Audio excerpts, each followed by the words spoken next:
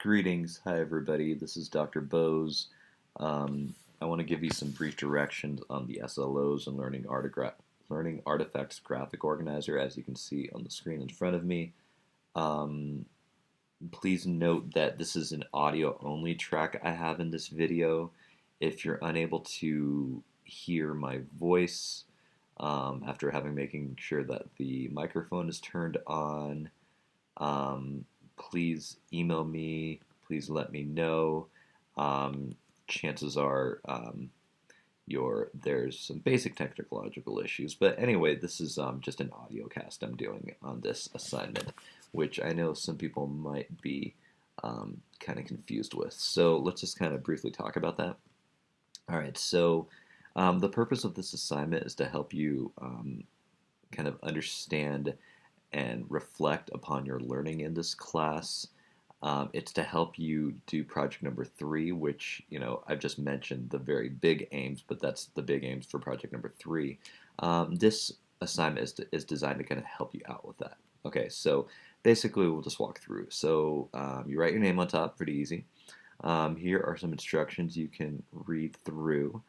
So after each unit, major project takes the time to connect your learning to the course SLOs, or student learning outcomes. Look back over the unit and associate the following artifacts with the appropriate SLOs before.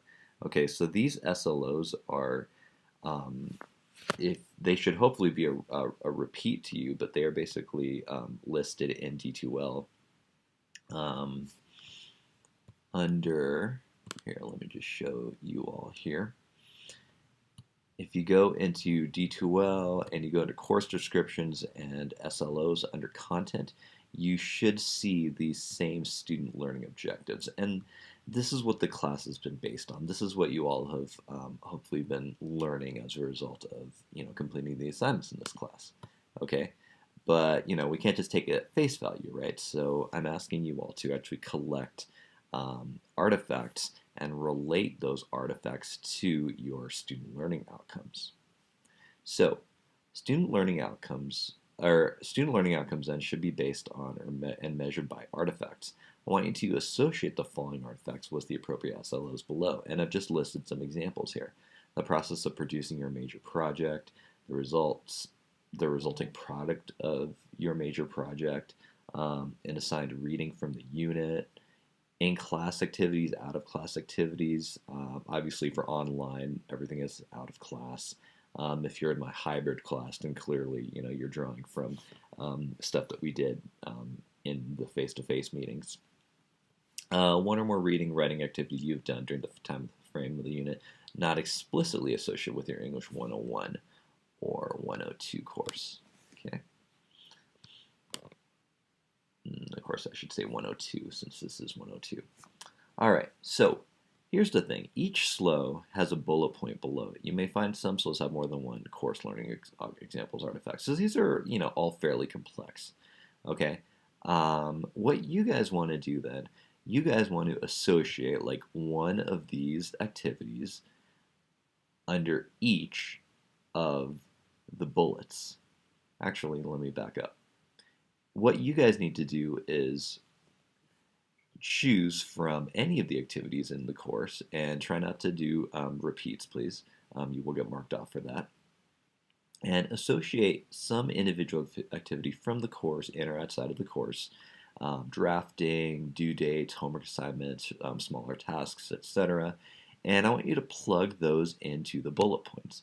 So you're going to plug those into the bullet points, but not only that, in addition to plugging in the label of the task that you did, you're also going to want to include a short paragraph, and I'm only looking for about 2 to 3 sentences max, explaining how the activity that you did is associated with the particular student learning objective that's here.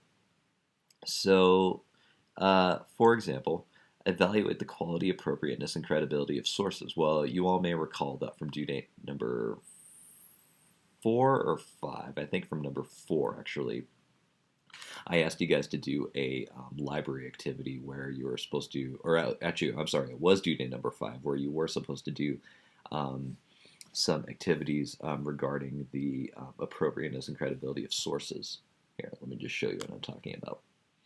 So module 2, or I'm sorry, module 1, due date number 5, and here we go. So this is due date 5HW1. Select your sources for project 1. And if you guys recall from this one, I asked you guys to look at or find sources and then kind of run a test through them to make sure whether they were peer-reviewed. And I embedded some readings that you were expected to have read, and you were supposed to support whether or not your sources were peer-reviewed based on these readings, right?